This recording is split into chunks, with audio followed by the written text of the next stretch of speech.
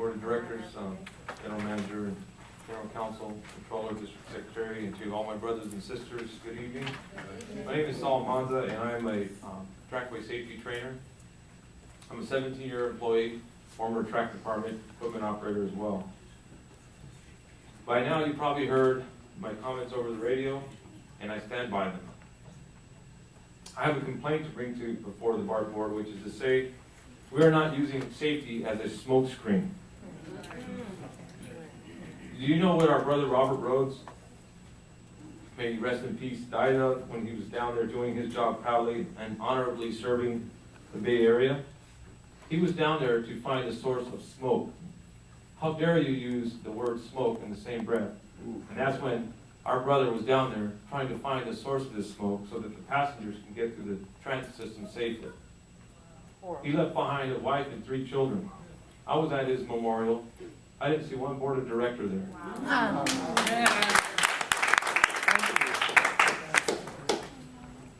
Since his death, only signs have been installed to inform us of where not to stand.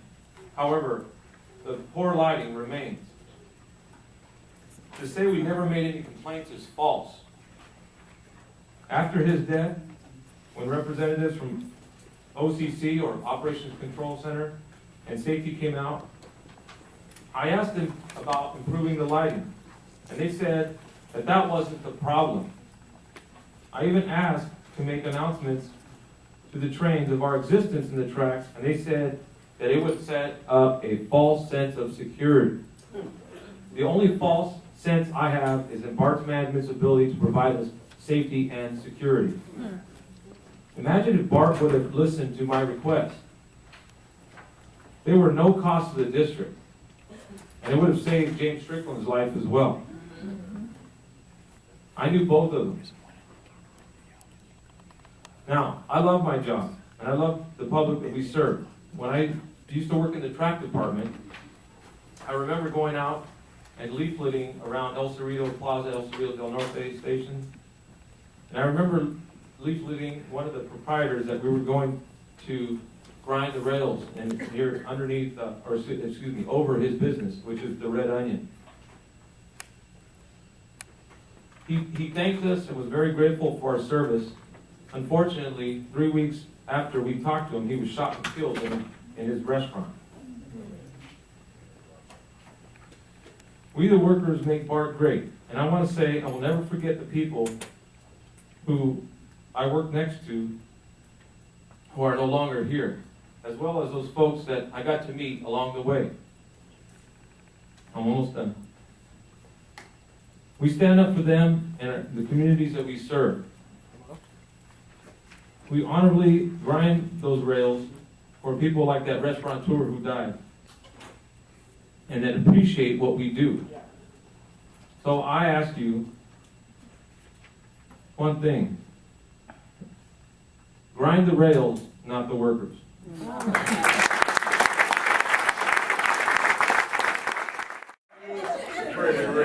you guys doing? I don't have any fancy figures today or anything like that or any special numbers to woo you guys with, but not too long ago when Grace first came, she came to my tower. I'm a poor worker in Richmond Tower in Compton. And she hunted down an employee, a 4-year employee. She wanted to say, hey, happy 40 years, I think it was the day. And it filled me such with a sense of pride that somebody would come way out of her way to come out there and find somebody and tell them, hey, you've been working for 40 years, we really appreciate you. And that was, to me, that was something amazing, like, because everybody wants to be appreciated. Yeah. And then I saw these flyers that they were passing out about, and kind of infuriating the public, and it's creating a hostile work environment. It's putting our station agents in danger.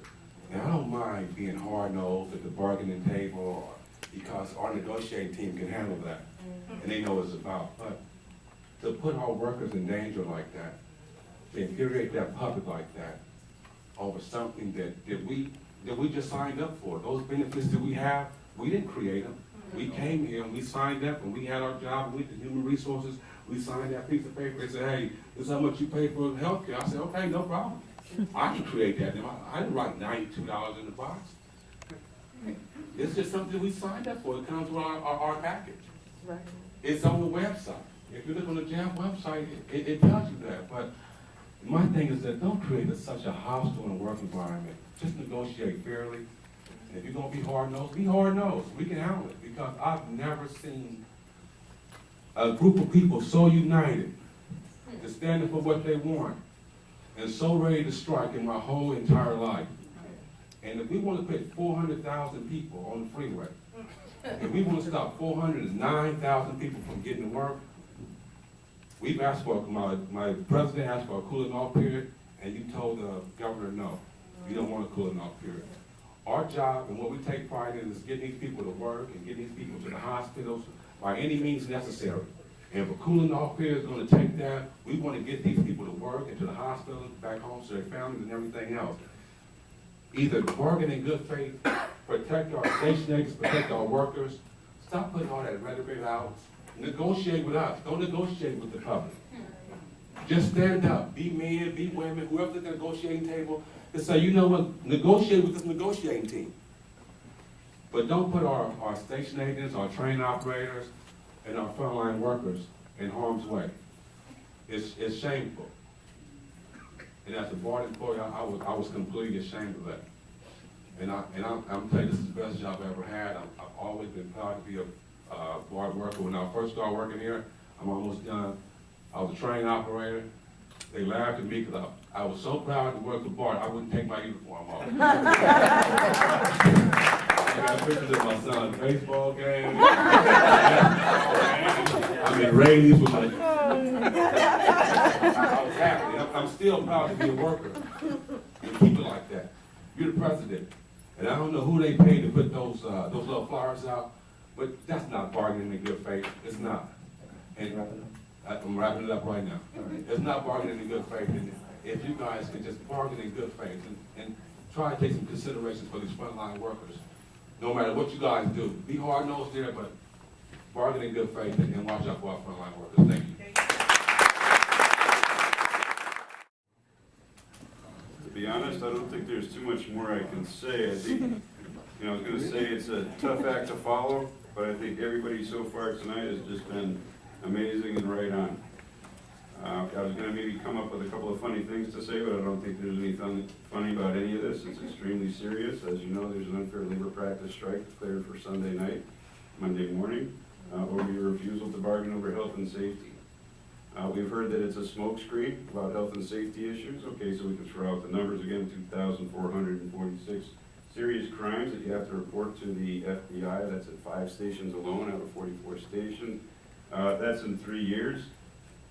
1,000 physical attacks against members of the public. That's a smokescreen. That doesn't exist. 99 physical attacks. This is your records. This isn't even our records. There's a number of people that haven't even reported stuff.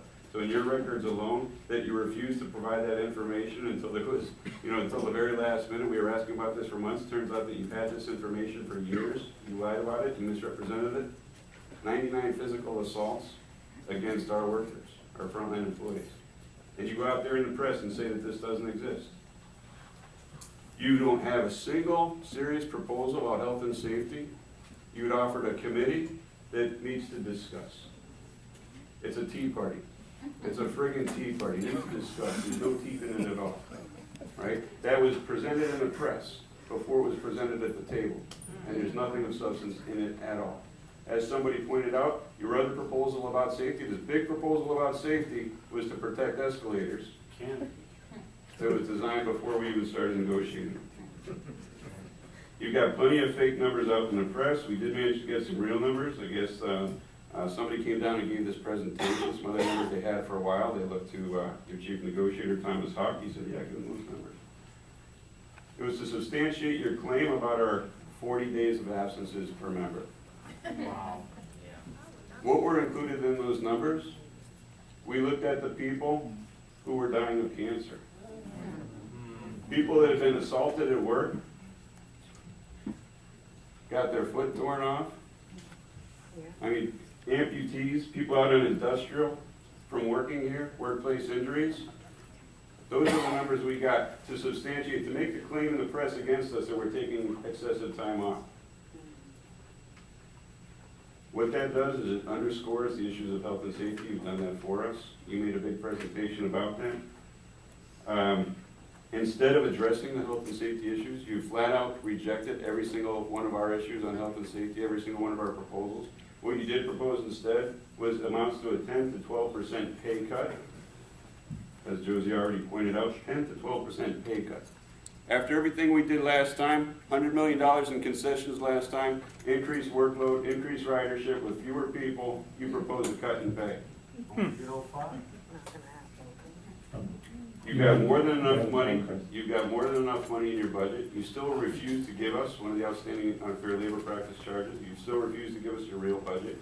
What we did manage to find in the numbers that we did get, there's more than enough money to give you everything to take care of your capital needs, to provide for health and safety improvements that we're looking for, and to look for not the 23% wage increase that you claim we're making, more Bart numbers. We've asked for 5, 5, and 5 inflation protected.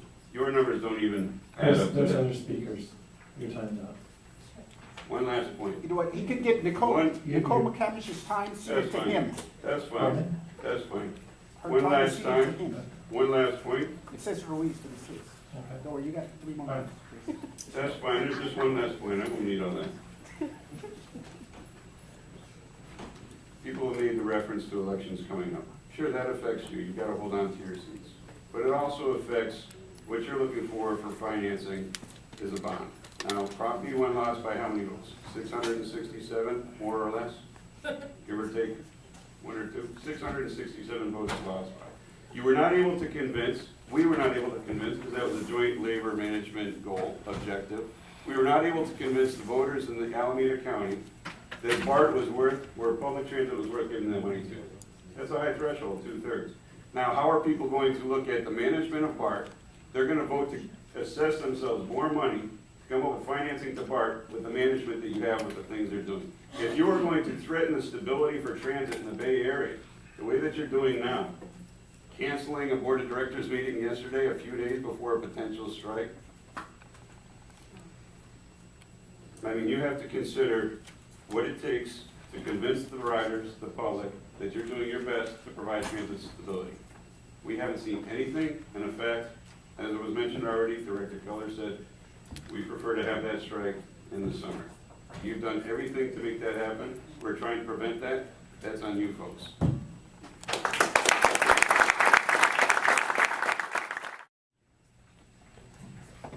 Jean Elizabeth Gomez, President of AFSCME.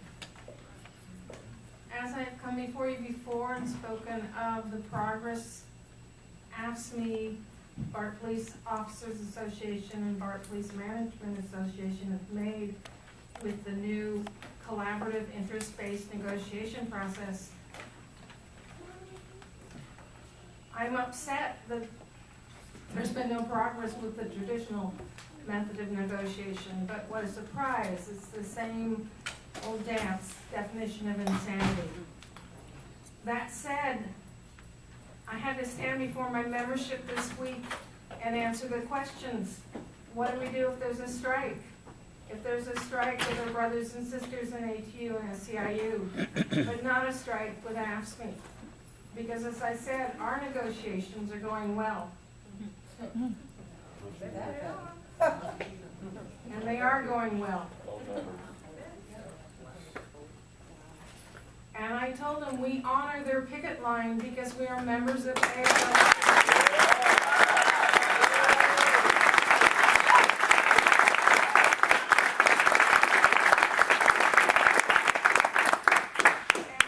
We have to honor the work they're doing, representing all of us, because management will only talk at the big table about all of our medical benefits and our pension contributions.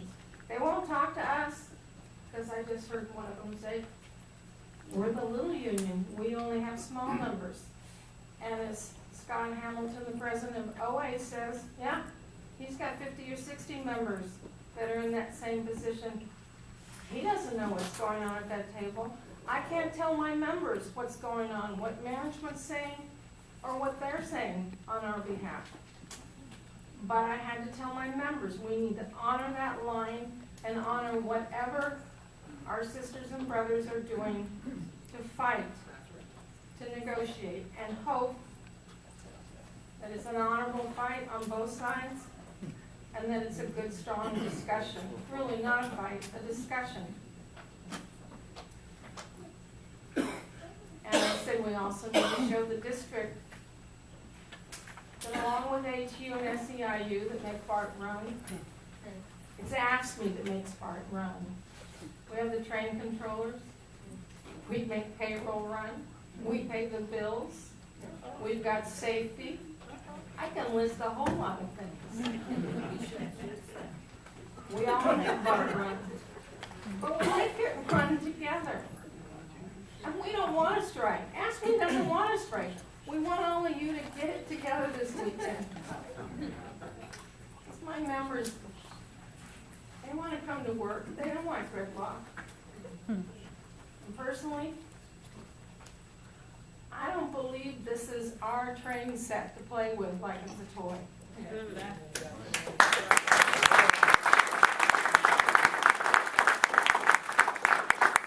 I'm talking to all of you too. This is nobody's personal train set.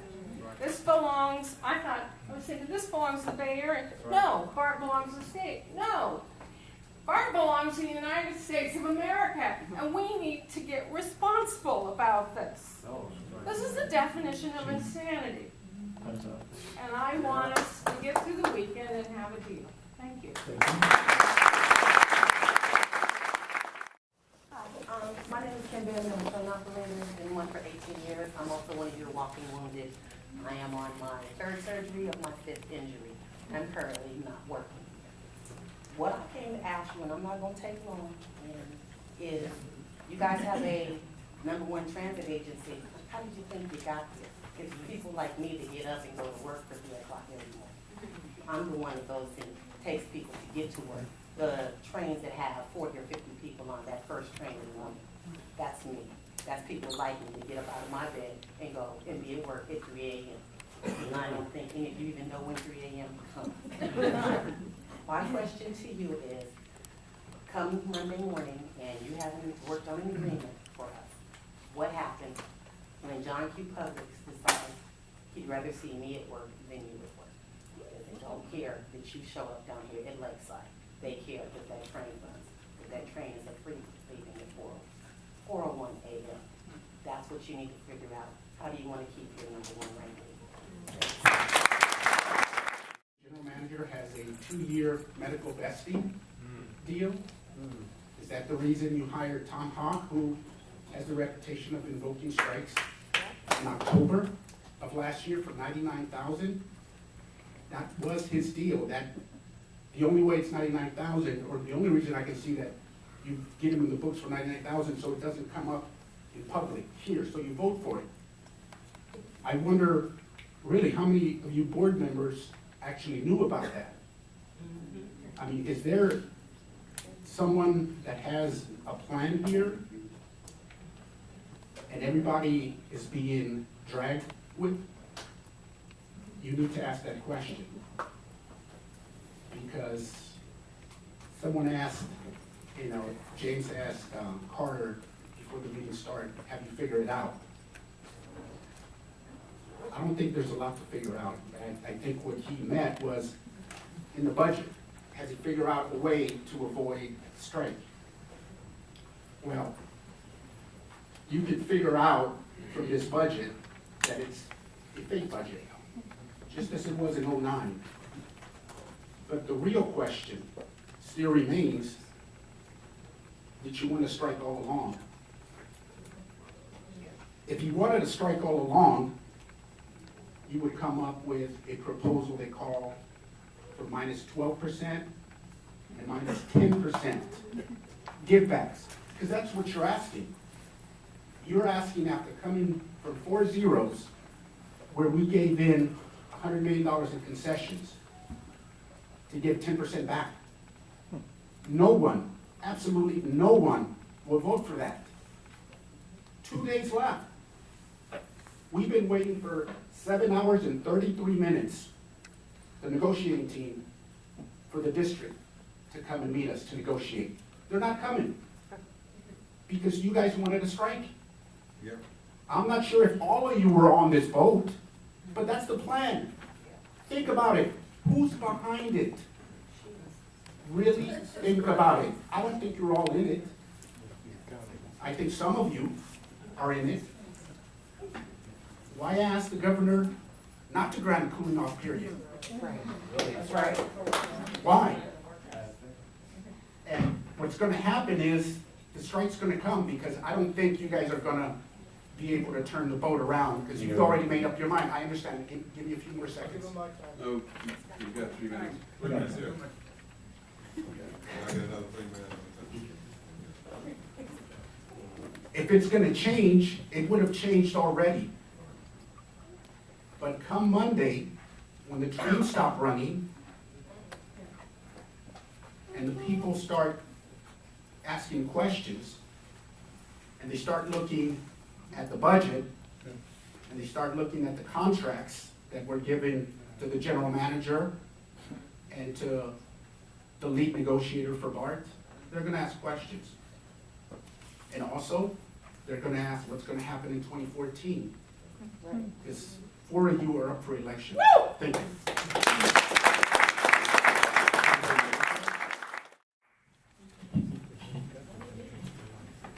I just want to know, I just want to ask you some things that did you know? Did you know that train operator and station agent is probably one of the loneliest positions at the district? That we wake up out of our beds at 2:45 and 1 o'clock in the morning while you guys are nestled warmly, safely in your home, as well as most of other Americans or the general public. Do you know that we are not there to say good morning and goodbye to our children, because we're out there coupling trains, troubleshooting trains, climbing on the train. I don't know if you know, but do you know that when I walk out to my train in Hayward Yard every morning, that the floor of the train is even with probably my mouth, that I have to climb up on this train 2 and 3 and 4 times a day when I get in Richmond Yard, pulling my weight on this little small grab rail.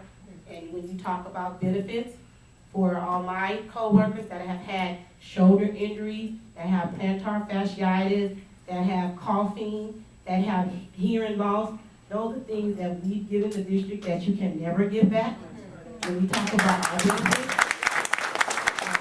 the slush funds that we create in the yard, there's no coffee shops open in the morning. If our coworkers did do that and we didn't establish that, there's nothing to greet us in the morning. I'm on lunch at 6 or 7 o'clock in the morning. Nobody's woke to speak to me or talk to me. I just have my family here, my ATU sisters and brothers.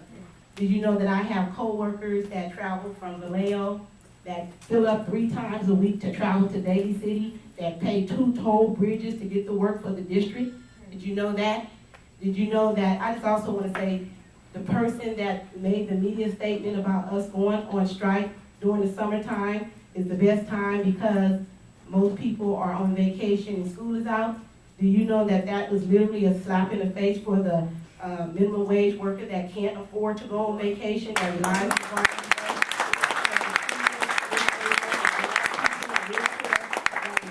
on every day? So you need to think about what you're taking from us and remove the politics and think about the humanity side of what the decisions you're making.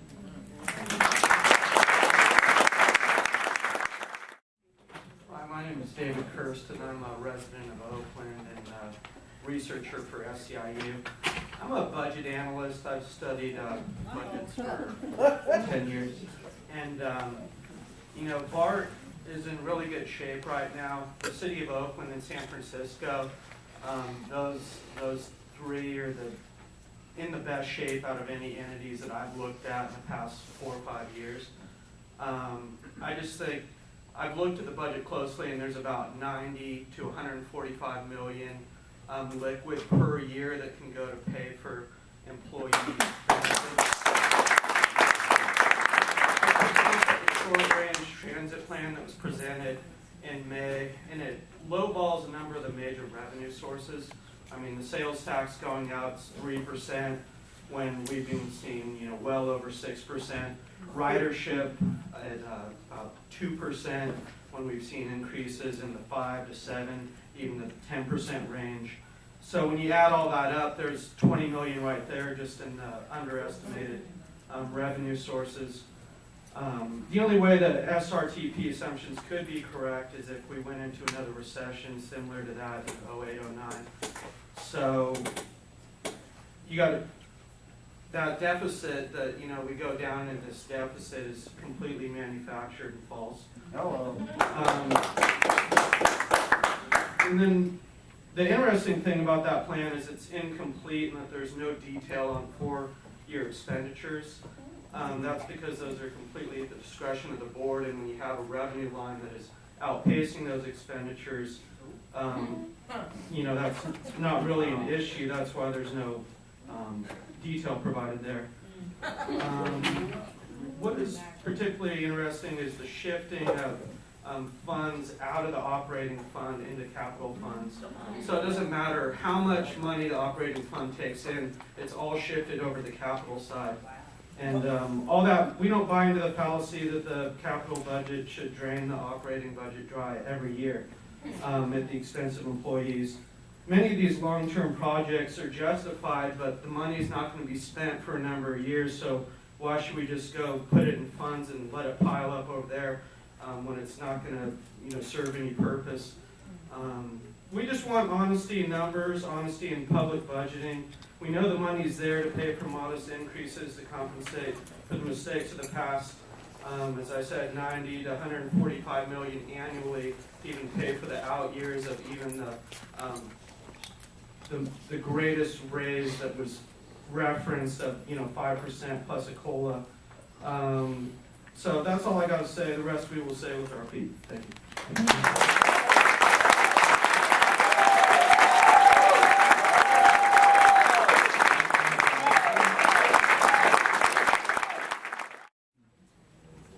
Des Patton, President of the Bart Professional Chapter. We've been negotiating for the last several weeks with the goal of getting a reasonable contract. And unfortunately, it looks like one side is not being reasonable at all. And you're going to be reviewing this process in the next few minutes, I would assume. I want you to think about the fact that we really do want to get a fair contract. Please encourage those that are working on the other side, the management side, to be reasonable and negotiate with us. We just cannot accept a 10% cut in pay. We just can't afford that. We can't get our membership to support that. So trying to hammer away at this ridiculous offer isn't getting us anywhere. And we really would like to wrap this up and not have to go on strike. That's our goal. And we still have time to do that. So please, do what you can to change the direction so that we can come to a reasonable conclusion. Thank you.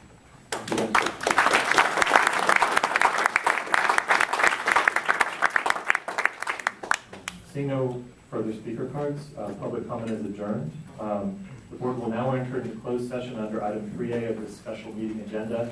The board will reconvene in open session at the end of that closed session. Yeah, right.